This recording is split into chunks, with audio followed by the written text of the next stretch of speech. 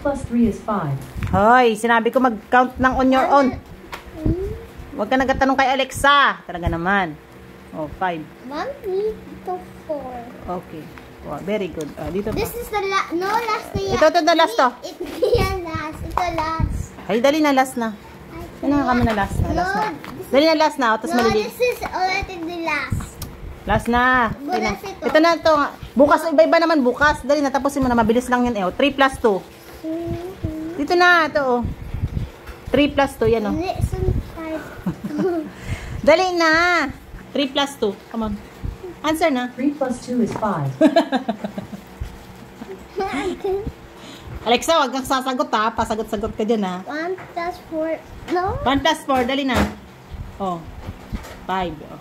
Ayusin mo. Ito naman. 3 plus 1.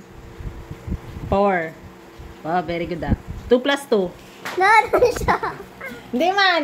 Yes. 2 plus 2, dali na. 2 plus 2, last na. 2 plus 2. Nasagot niyo, no? Ayusin mo. Anong sagot? Oh, gandahan mo naman magsulat ng number.